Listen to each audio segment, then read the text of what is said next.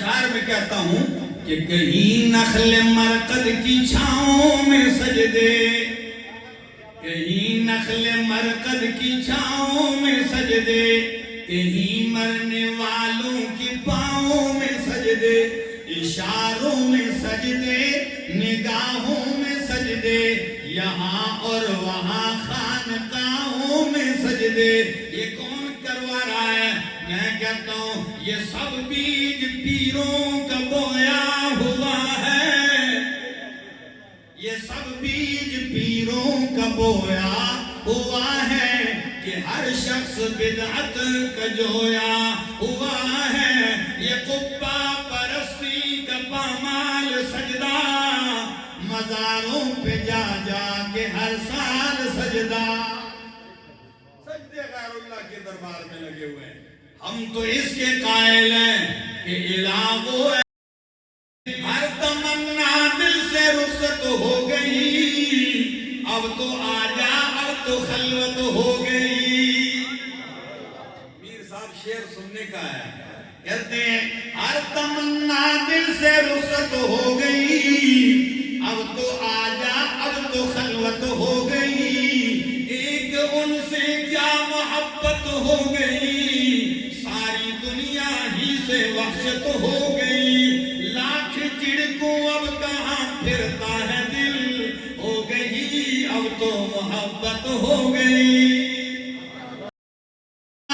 وہی داتا وہی مشکل کشا سب کا، وہی ایک غوث اعظم ہے، یہی للکار دیتا جا، اسی کے نام پہ مر لے، اسی کے نام جیتا جا، اسی کے نام کی میں ہو تو بھر بھر جام پیتا جا، رہے توحید میں گر ہوں سمندر شرک کے حائل، لگا دے جست موجوں میں طوفانوں سے نمٹتا جا، وہ جلتے ہیں تو جلنے دو، جو ہے توحید کے دشمن، ندا وحدت کی قرآن سے گلی کوچوں میں دیتا جا۔ اللہ کے خلیل سے پوچھ لیا کہ اے ابراہیم آپ میں وہ کون سا کمال تھا، کیف کنت خلیلا، کہ اللہ نے آپ کو اپنا خلیل اور دوست بنا دیا؟ تو جواب سنیے، ابراہیم علیہ السلام کہنے لگے بذلت نفسی للنیران وولدی للقربان ومالی للزیفان وقلبی للرحمن۔ بذلت نفسی للنیران، اللہ نے نرم و نازک بدن دیا لیکن اسی کی خاطر آگ کے شعلوں میں ڈالا۔ بذلت نفسی للنیران، اب میں قرآن کا شروع پڑھنے لگا ہوں، ادھر فرمایا پیدا کیا لیعبدون، تو قرآن کی شروع میں فرمایا یا ایوہ الناس، او لوگو اعبدوا ربکم،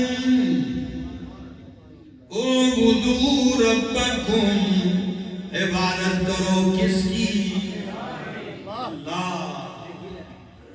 اعبدوا ربکم، عبادت کرو اپنے رب کی، الذی خلقکم، جس نے تمہیں جس مقصد کے لیے پیدا کیا ہے وہ بجا لاؤ۔ اور عجیب بات ہے، فرمایا پہلا مقام جو تھا سورۃ ذاریات میں، ادھر فرمایا ما خلقت الجن والانس الا لیعبدون، ادھر فرمایا اعبدوا ربکم الذی خلقکم والذین من قبلکم لعلکم تتقون۔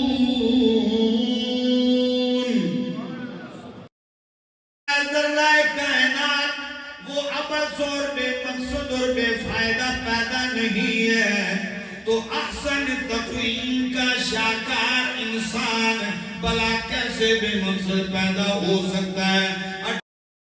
18واں پارہ سورۃ المومنون بالکل آخر قرآن کہتا ہے افحسبتم انما خلقناکم عبثا. افحسبتم کیا بس تم گمان کر بیٹھے ہو، خیال کر بیٹھے ہو انما خلقناکم عبثا کہ بے شک ہم نے تمہیں عبث فضول بے مقصد پیدا کیا ہے. نہیں نہیں وَأَنَّكُمْ إِلَيْنَا لَا تُرْجَعُونَ. اور کیا تم یہ خیال کر بیٹھے ہو کہ تم نے ہمارے پاس پلٹ کے نہیں آنا؟ ایسا نہیں ہے.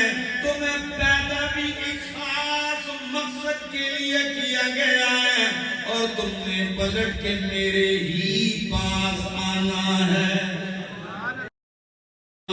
جب انسان ایک مقصد کے تحت پیدا ہے، اشرف المخلوقات نے اسے بنایا ہے، ایک خاص مقصد کے لیے پیدا ہے. وہ مقصد کیا ہے؟ سورۃ الذاریات میں فرمایا وَمَا خَلَقْتُ الْجِنَّ وَالْإِنسَ إِلَّا لِيَعْبُدُونَ. وَمَا خَلَقْتُ الْجِنَّ وَالْإِنسَ، اور ہم نے نہیں پیدا کیا جن و انس کو الا لیعبدون، مگر اس لیے کہ وہ میری بندگی کریں. اور اتخذ اللہ ابراہیم خلیلا، اللہ نے ابراہیم کو اپنا دوست بنایا. کیا بنایا؟ دوست کو. فرمایا اتخذ اللہ ابراہیم خلیلا.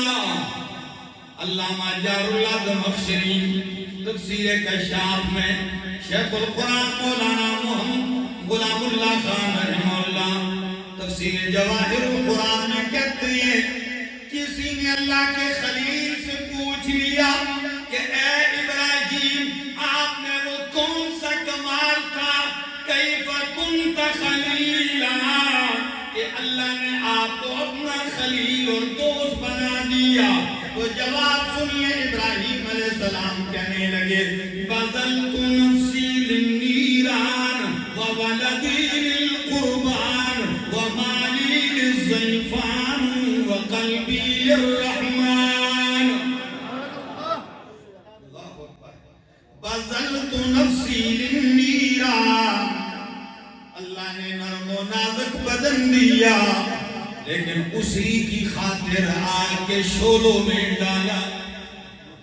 بذلت نفسی للنیران وولدی للقربان، اللہ نے بیٹا دیا اسی کے نام پہ، اس کے گلے پہ چھری رکھی.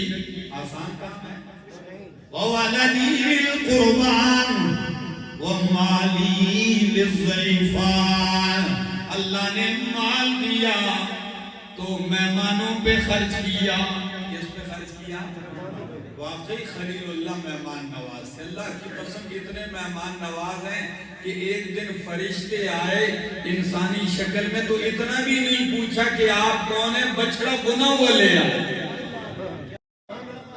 تو فرمایا وَقَلْبِي لِلرَّحْمَانِ، تو جب نے یہ سارا کچھ رحمان کو دے دیا تو رحمان نے فرمایا اتخذ اللہ ابراہیم خلیلا.